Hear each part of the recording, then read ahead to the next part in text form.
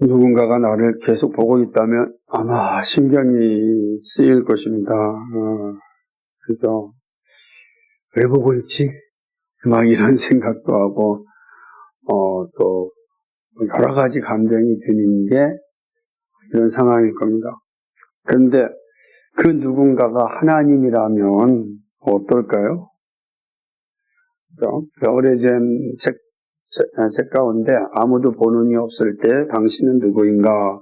라고 하는 건 제목의 책이 있었습니다. 그 저자는 참 마음이 아프지만 책 제목은 참 많은 생각을 하는 그런 책이었습니다. 이 질문은 항상 이게 진정하게 하는 것 같습니다. 아무도 보는 이 없을 때 당신은 누구인가? 라고 하는 거죠. 아모스 선지자는 이러한 질문을 좀 던지고 있습니다. 하나님께서 항상 보고 계시다 라고 하는 거예요. 특별히 범죄자를 향하여는 또 주목하고 계신다 이렇게 말씀하고 있어요. 이게 어떤 의미인가? 하나님께서 범죄자를 이렇게 보고 계신다라고 하는 게 어떤 의미인가? 그럼 범죄자가 아닌 우리는 하나님 안 보고 계신다는 의미인가? 이렇게 질문할 수도 있죠. 근데 아모스 선지자는 하나님께서 범죄자들을 주목하고 있으신다 이렇게 말씀하고 있습니다. 본문은 이제 5번째 환상에 대해서 이제 후반부에 해당하는 겁니다. 우리가 전반부 1절부터 4절까지 봤다면 후반부를 이제 내용은 같은 거예요. 주제도 같은 건데 이 두 가지를 통해서 좀 더 하나님의 마음을 좀 알고 싶어서 이렇게 나누긴 하였습니다. 4절 말씀에 보면 이렇게 시작합니다. 그 원수 앞에 사로잡혀 갈지라도 내가 거기에서 칼을 명령하여 죽이게 할 것이라. 내가 그들에게 주목하여 화를 내리고 복을 내리지 아니하리라 하시니라. 이게 기록하고 있다는 거예요. 그러니까 이스라엘 백성들이 사로잡혀 간다 할지라도 내가 그들을 심판한다. 끝까지 이렇게 말씀하고 있는 거거든요. 악인에 대하여 주목하고 화를 내리고 복을 내리지 않겠다. 그죠? 화를 내리고 내가 복은 내리지 않겠다. 이렇게 말씀하는 것을 보게 됩니다. 악인은 결코 하나님께로부터 복을 받지 못합니다. 아주 명제로 찍어놨습니다. 나는 악인에게 복을 내리지 않는다 라고 하는 거죠. 너무나 당연한 것 같지만 이게 하나님의 말씀이라면 이건 참 무서운 겁니다. 왜냐하면 사람의 말은 바뀔 수도 있지만 하나님의 말씀은 바뀌지 않기 때문에 그렇습니다. 악인에게 복을 내리지 아니하시는 하나님에 대한 선지자의 선포는 아주 분명한데 이게 5절 말씀입니다. 주 만군의 여호와는 땅을 만져 높게 하사 거기 거주하는 자가 애통하게 하시며 그 온 땅에 강이 넘침같이 솟아오르며 애국강같이 낮아지게 하실 것이다. 이렇게 말씀하고 있는 겁니다. 그러니까 복을 내리지 아니하는 악인들에 대하여 하나님이 어떻게 하신다라고 이제 말씀하시는데 그렇게 복을 내리지 아니하신 하나님은 어떤 분인가? 이것이 바로 5절에서 기록되고 있는 겁니다. 하나님께서는 땅을 녹게 하시는 분입니다. 녹게 한다라고 하는 이 단어, 무구라는 단어인데 이 단어는 용해되다, 풀어지다 이런 뜻이에요. 그러니까 다 이게 분해돼 버리고 풀어져 버리고 땅이 용해되고 풀어진다는 건 어떤 의미겠습니까? 그죠? 땅이 다 풀어진다, 무너진다. 언제 이런 일이 일어날까요? 우리는 잘 보지 못하지만 아마 화산이 폭발할 때 이런 일이 일어날 겁니다. 완전히 그냥 다, 그죠? 그 뜨거운 화산이 떨어지면 그 땅이라는 게 다 녹아지고 없어지겠죠. 그리고 이 땅 속에서부터 폭발하는 거 아니겠어요? 그죠? 뿐만 아니라 거꾸로 이제 지진이 일어난다면 다 용해돼요. 지진이 막 일어나면 땅이 다 흔들리고 다 부서지고 사라지는 것 아니겠습니까? 하나님께서 이걸 보면은 이런 식으로 땅을 다 분해해버리면 그 사람이 살 수 있겠습니까? 화산에 폭발한다고 사람 살 수 다 죽죠? 어디나 마찬가지면 그 이탈리아의 폼페이오도 보게 되면 정말 끔찍한, 화산에 의하여서 죽은 사람들의 모습들이 그대로 남아있는 걸 보면 사람 살 수가 없습니다. 지진이라도 마찬가지다. 하나님 그렇게 하시는 분이다. 그리고 온 땅의 강이 넘친 같이 솟아오르고 또 애굽의 강같이 낮아진다. 이거는 뭘 의미하겠어요? 그죠? 어마어마한 홍수를, 강이니까요. 홍수가 일어나가지고서, 만약에 우리도 여기 90년대에 홍수가 나서 이 지역 전부 다 물에 잠기지 않았습니까? 잠겨버리고 또 물도 싹 빠져버리고 그런 곳에 사람이 살 수 있는 것은 어려운 것 아니겠습니까? 하나님께서 이렇게 각종 자연재해, 이 창조 세계를 다스리고 또 그를 통해서 심판하실 수 있다라는 것을 이제 보여주고 있는 장면입니다.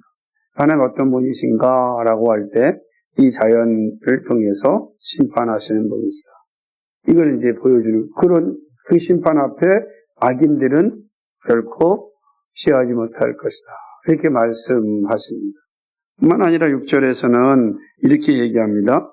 하나님은 그의 궁전을 하늘에 세우시며 궁창의 기초를 땅에 두시며 바닷물을 불러 지면에 쏟으시는 이니 그 이름은 여호와시니라.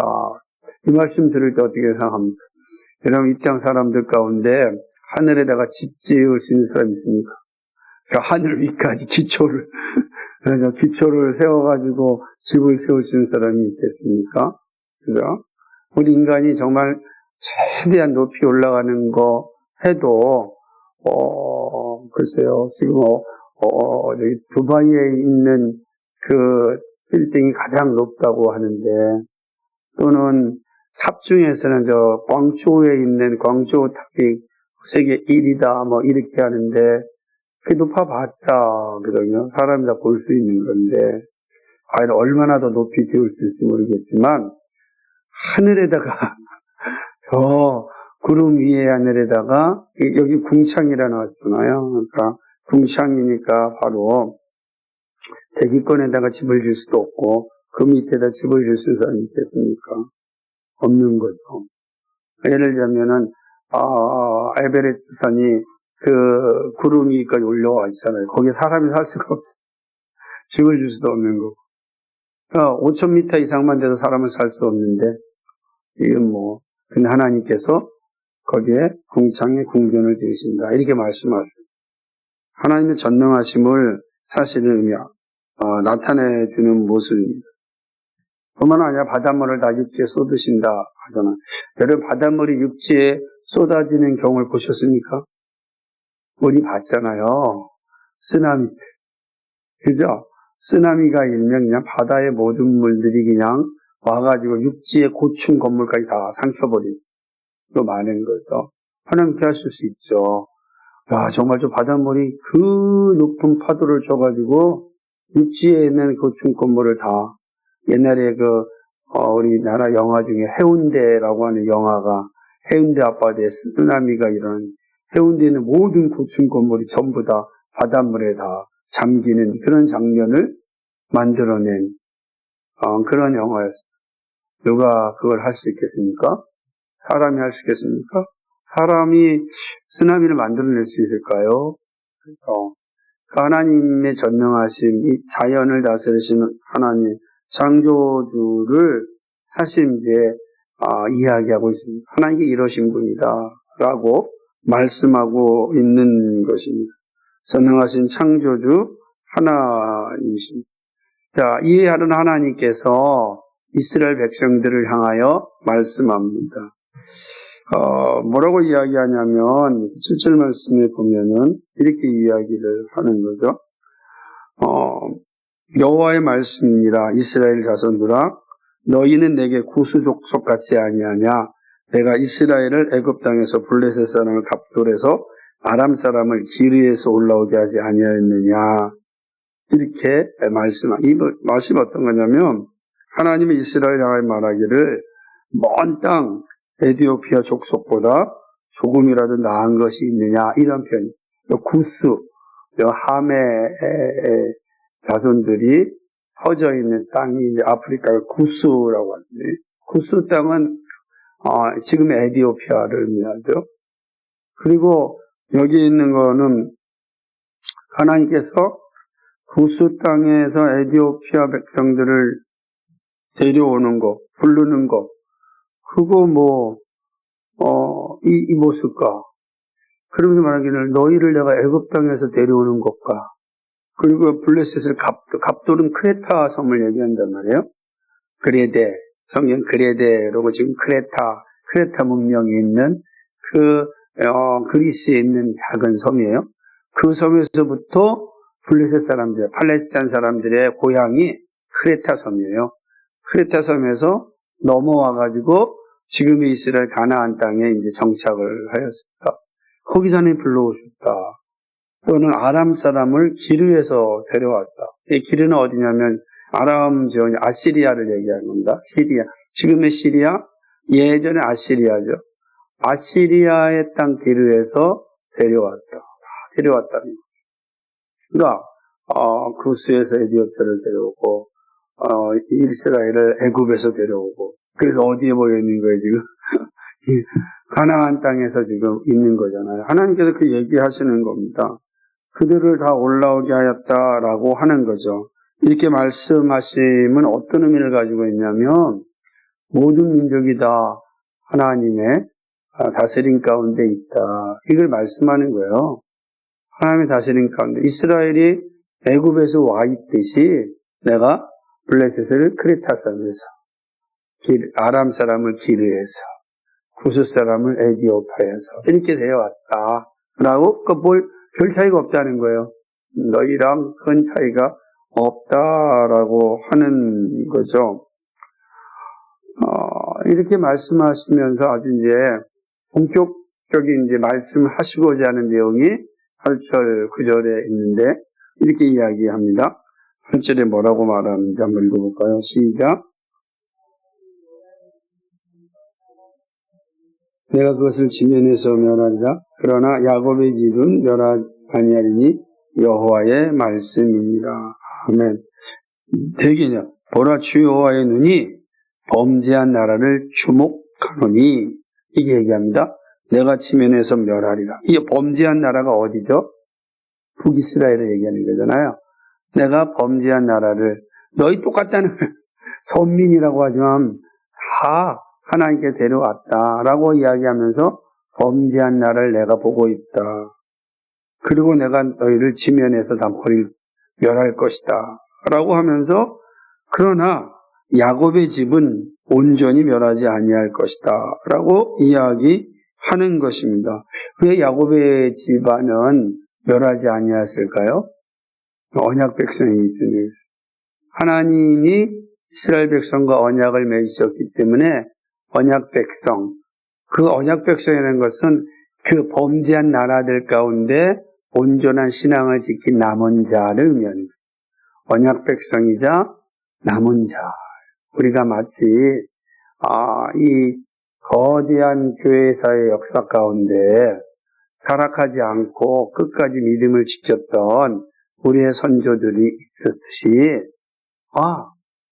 바로 야곱의 남은 자가 있다는 거예요. 야곱의 남은 자. 되게 중요한, 근데 그걸 하나님 보고 계셨다라고 하는 것 아니겠습니까? 그죠?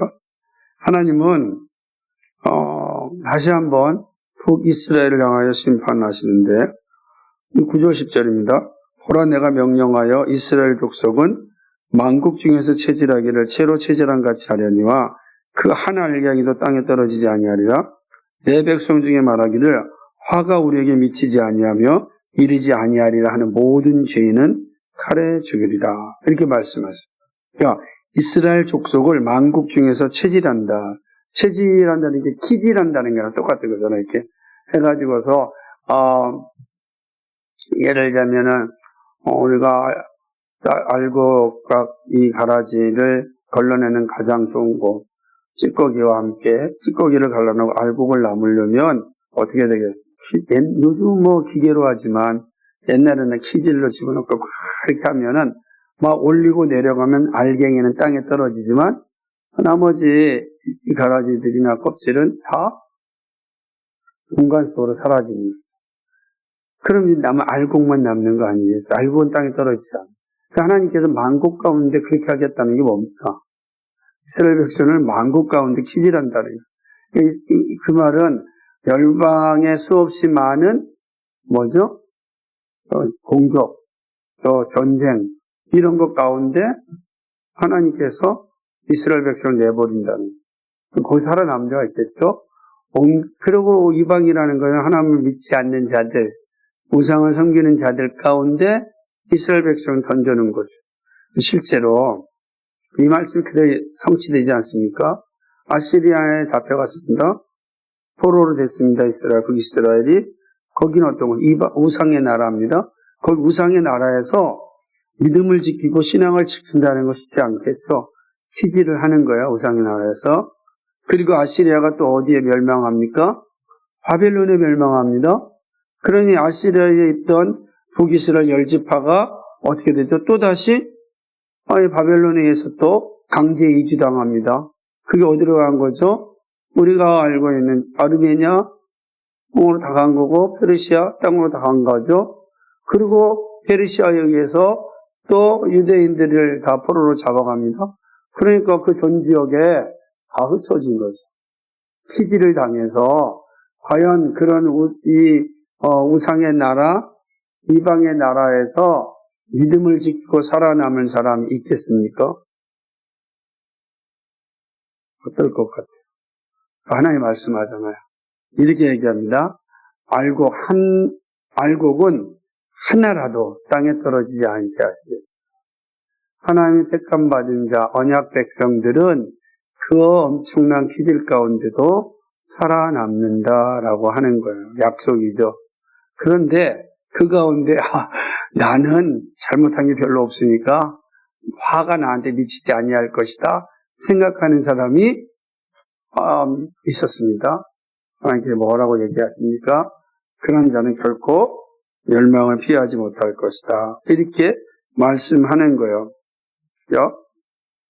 화가 우리에게 미치지 아니하며 이르지 아니하리라 하는 모든 죄인은 칼에 죽으리라. 이렇게 말씀하고 있는 것입니다. 그래서 하나님께서 악인에게는 복을 주지 않고 심판하실 것이다. 이렇게 말씀하시는데 이 장면이. 오늘 본문을 보게 되면 여호와의 눈이 악인과 의인을 지켜보고 있습니다. 우리의 눈에는 누가 악인인지 의인인지 잘 모를 수 있습니다. 그러나 의인과 악인의 모습은 분명하고 하나님은 그 의인과 악인의 모습을 잘 알고 있습니다. 여호와의 눈을 우리는 기억해야 됩니다. 아모스의 말씀은 우리에게 매우 중요한 가르침을 주고 있습니다.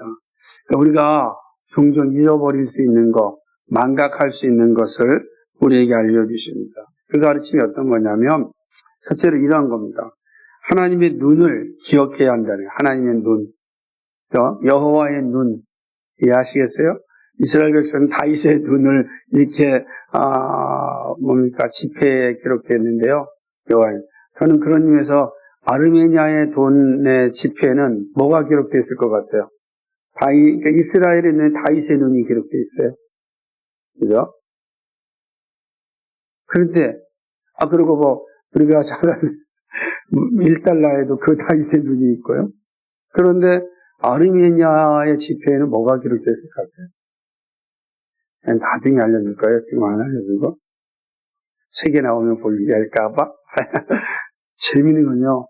동전도 지폐도 동전에는 뭐가 있냐면 노아의 방주와 그다음에 그 비둘기가 돼 있어요. 동전에는. 지폐에는 아라랏산과 노아와 그 가족들이 지폐에 있고 그 옆에는 예수님의 허리를 찔렀던 십자가의 창이 다 집회에 돼 있어요. 그러니까 그 사람들은 그 집회를 보면서 이게 바로 예수님의 국보니까 예수님의 여러분 그거를 그 허구를 여기다가 집어넣을 수는 없잖아요. 우리 집회에 원세가 다 보는데. 참 아르메니아 사람들이 가지고 있는 자기 정체성이 분명한 거예요. 나중에 이제 여러분 찾아보세요. 아르메니아 돈이 인터넷에 찾아보면 잘 나오는데 그거를 또 받아가지고 사진을 찍고 저한테 보내줘서 제가 소장하고 있는데 그렇습니다. 여호와의 눈이 있다. 여호와의 눈 이게 되게 중요하고 의미심장한 건데요. 사람의 눈은 정확하지 못할 때가 있습니다. 그저 시력이 떨어질 수도 있고 노안이 올 수 있고 실명이 될 수도 있습니다. 그래서 우리의 눈으로는 다 정확하게 보지 못해요. 그죠? 김미수사님, 우리 교회에서 가장 잘생긴 사람과 가장 예쁜 사람을 찾으려면 누가 되겠어요? 한번? 아니, 집사님 눈으로 누가 가장 잘생겼습니까? 말을 못하세요. 호진이라고 해야 되지 않겠어요? 어나 참. 그럼 우리가 뭐라 그래요? 제 눈에 안경이다 그러는 거예요. 왜 그러냐면 사람 눈은 다 동일할 수가 없어요. 그죠? 그렇기 때문에 정확하게 못 볼 수 있는 겁니다. 얼마든지 다 자기 눈에 다 아름답게 보이는 거예요. 이게 중요한 거죠. 그러나 여러분, 하나님의 눈은 아주 정확합니다. 모두가 다 공감합니다. 하나님의 눈으로 본 거에 대해서 누구 하나, 그거 아니에요 라고 말할 수 없을 정도로 하나님의 눈은 분명하다 라고 하는 거죠. 하나님의 눈은 정확한 판단과 판결의 근거가 됩니다. 그런데 놀라운 것은 하나님의 눈은 단 한 번도 감은 적이 없습니다. 감은 적이 없어요.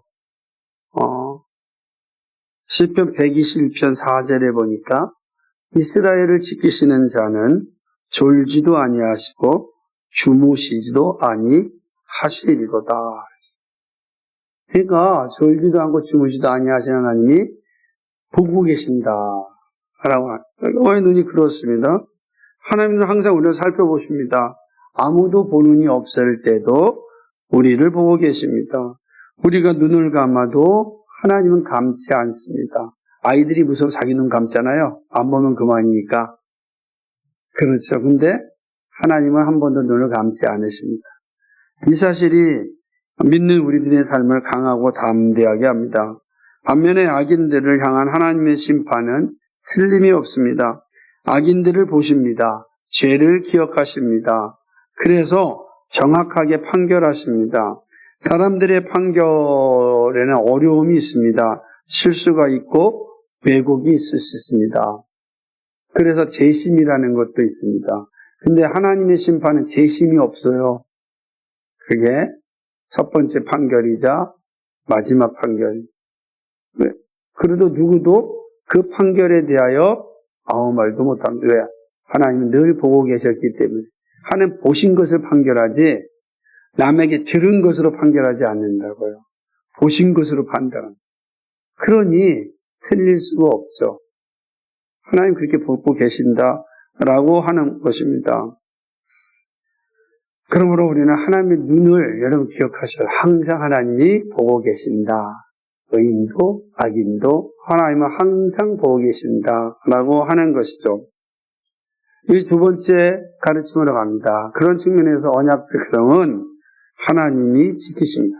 하나님은 이스라엘 심판하실 때 만국 백성 앞에서 키질하신다고 하셨습니다. 수많은 전쟁이 있습니다. 그 가운데 살아남는 것은 정말 대단합니다.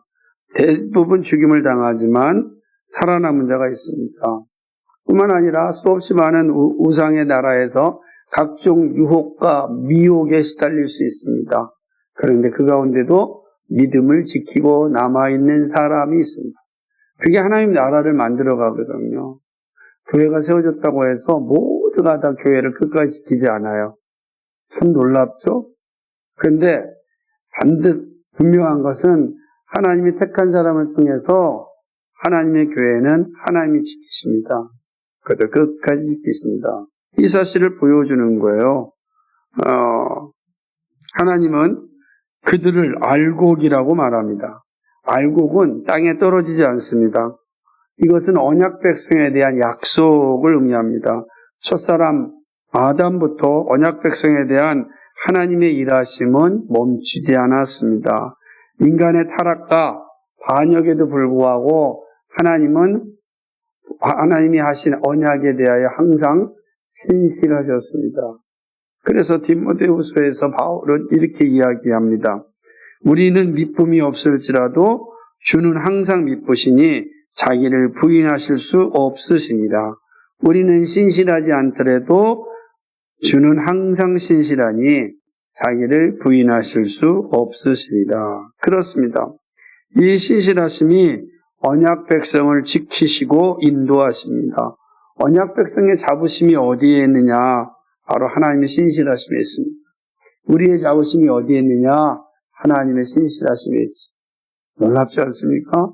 하나님은 자기 백성, 자기 자녀와 맺은 언약을 한 번도 잊어버린 적이 없습니다. 그리고 항상 언약 백성을 보시고 지키시고 인도하시고 도와주십니다. 한 알갱이라도 땅에 떨어지지 않게 하십니다. 그것이 바로 믿는 자의 자부심이에요. 여러분, 우리가 왜 자부심을 가지고 왜 능력을 가지고 살 수 있냐면 신실하신 하나님이 늘 우리와 함께 하시기 때문입니다. 이게 얼마나 고맙고 감사한 일입니까? 그러나 이 신실하신 하나님에 대한 이 확신이 떨어지면 어떻게 되겠어요? 결코 믿음의 자리에 서지 못하죠. 교회 세움의 자리에 서지 못합니다. 하나님 나라 백성으로 살지 못합니다. 다 보이는 것에 연연하여 살다가 무너지는 것을 볼 수가 있습니다. 이 놀라운 사실인 것입니다. 하나님의 신실하심이 우리를 지키고 인도하십니다. 두 번째 가르침이죠. 자연스럽게 마지막 가르침으로 나아간다면 하나님 앞에는 변명이 없다는 사실을 기억해야 됩니다. 하나님의 심판 앞에 변명하려고 하면 안 됩니다. 그죠? 화가 내게 미치지 아니하리라는 말은 공허할 뿐입니다. 그럼 우리가 할 일이 뭡니까? 우리가 할 일은 감사하고 회개할 뿐입니다. 회개하고 감사. 이게 하나님 앞에서 우리가 할 일이에요. 감사와 회개인 것입니다. 부패한 본성, 즉 죄성이 가지고 있는 태도는 항상 변명합니다. 아담이 변명하였습니다. 그 아들 가인이 변명하였습니다. 노아 시대 사람들이 변명하였습니다. 바벨탑 사람들이 변명하였습니다. 타락한 죄성을 가진 애들이 한결같이 나타난 것은 뭐냐면 변명입니다. 그 인류 역사는 하나님 앞에서의 변명이에요. 다 변명. 그리고 그 변명 앞에 전부 다 심판을 받은 것이죠. 여러분, 하나님 앞에 변명이 하지 않습니다. 하나님의 눈이 우리를 지켜보고 있기에 변명은 불가능합니다. 우리가 할 일은 항상 감사와 회개일 뿐입니다. 이것이 우리의 자세입니다. 하나님의 사랑에 감사합니다. 하나님의 신실하심에 감사합니다. 하나님의 구원에 감사합니다. 하나님의 인도하심에 감사합니다. 온통 감사해요. 여러분 생각해 보십시오. 우리의 삶의 모습들이 다 감사인 겁니다. 그죠? 저는 오늘 이제 우리 교회 항상 오셨던 우리 나한테 목사님 생각하면 확 배미숙사님만 이제 생각이 나서 참 좋은데 오늘 이제 미국으로 청빙 받아서 이제 떠났습니다. 아침에 미국 가는 비행기 바로 직전이라고 전화를 와서 떠났어요. 제가 나한테 목사님한테 참 배운 게 많습니다. 뭐 여러 가지 여러분도 어떻게 생각할지 모르지만 저는 참 배운 게 많아요. 그 중에 두 가지를 뽑자면 하나는 뭐냐면 정말 그분은 아무런 보상도 없이 수없이 많은 사람들에게 도움을 줬습니다. 자신이 가진 재능으로. 그분이 이제 자동차 아까 공고를 나와가지고 또 전기가 하여튼간 이런 부분에 있어서 아주 탁월한 은사가 있어서 자동차는 다 고쳐줬습니다.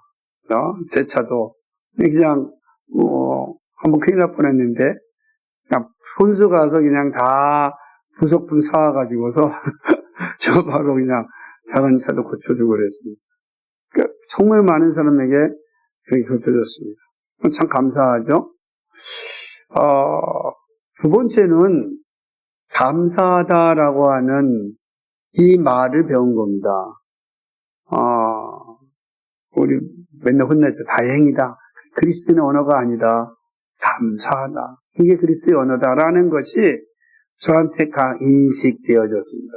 생각해 보니까 우리에게는 다행은 하나도 없습니다. 다 감사일 뿐이지. 모든 건 하나님의 하신 감사지 행운이 아니에요. 우연도 아니고요. 다 하나님 감사하다. 하나님 앞에 섰을 때 우리가 할 수 있는 일은 감사합니다. 그리고 회개일 뿐입니다. 하나님의 놀라운 은혜에도 불구하고 우리의 죄를 용서해 주십시오. 회개일 뿐입니다. 그게 우리가 가지고 있어야 될 자세다라고 하는 것입니다. 우리의 죄성을 인정하고 회개해야 되는 것입니다. 이것이 사는 길입니다. 요한일서 1장 8절 9절에 만일 우리가 죄가 없다고 말하면 스스로 속이고 또 진리가 우리 속에 있지 아니할 것이요 만일 우리가 우리 죄를 자백하면 그는 미쁘시고 의로우사 우리 죄를 사하시며 우리를 모든 불의에서 깨끗하게 하실 것이요 아멘. 이것이 우리가 할 일입니다. 하나님 앞에 인정받는 길은 감사와 회개입니다. 어떤 것도 불평과 불만하지 감사하십시오. 지금 이 자리에 있는 게 감사하십시오. 내 눈에 좀 보이지 좀 부족한 것 있어도 감사하십시오. 부족한 것에 대해서 여러분 불만하지 마시고 혹시 그랬다면 회개하십시오.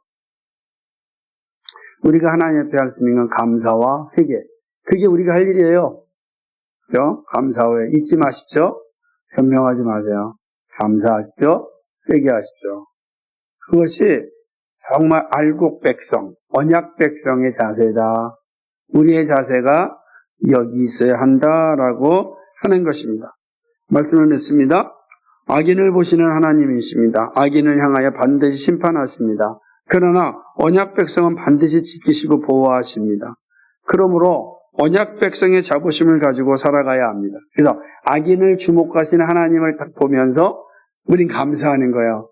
언약 백성이 우리를 끝까지 지켜주시는 알갱이 하나라도 떨어지지 않게 하시는 하나님 감사합니다. 여러분 그 감사가 있으면 지금 우리의 상황이 조금 불편하더라도 불평할 필요가 없어요. 감사가 나오는 거죠. 하나님께서 합력하여 선을 이루신 걸 아니까. 왜? 자기 백성은 결코 한 알갱이라도 땅에 떨어지지 않게 하신다 그랬어요. 그러면 기도하고 믿음으로 기다리는 겁니다. 근데 어떻게 기다립니까? 감사함으로. 감사함으로 기다렸어요. 감사하는 사람은 게으를 수가 없잖아요. 감사함으로 살아가는 거죠. 그래서 우리가 어디에 있든지 지키시고 보호하시는 분입니다. 다윗이 분명한 고백을 하였습니다. 시편 139편의 7절에서 12절 같이 찾아볼까요? 같이 읽고 마치도록 할 것입니다. 같이 읽습니다. 시작. 내가 주의 영을 떠나 어디로 가며 주의 앞에서 어디로 피하리까? 내가 하늘에 올라갈지라도 거기 계시며 스올에 내 자리를 펼지라도 거기 계시니 내가 새벽 날개를 치며 바다 끝에 가서 거주할지라도 거기서 주의 손이 나를 인도하시며 주의 오른손이 나를 붙드시리. 내가 혹시 말하기를 흑암이 반드시 나를 덮고 나를 두른 빛은 밤이 되리라 할지라도 주에게서는 흑암이 숨기지 못하며 밤이 낮과 같이 비치나이. 주에게는 흑암과 빛이 같음이니라. 아멘. 사랑하는 여러분, 다윗의 고백이 우리의 고백이 되기를 소망합니다. 오늘도 이 약속의 말씀을 가지고 담대하게 살아갈 수 있기를 주님의 이름으로 축복합니다. 거룩하신 하나님, 늘 저희를 지켜주시고 있음에 감사합니다. 잊지 않고 주님의 눈을 기억하고 믿음의 자리에 흔들리지 않고 살아가는 저희들의 삶이 되도록 인도하여 주옵소서. 감사합니다. 예수님 이름으로 기도하였습니다.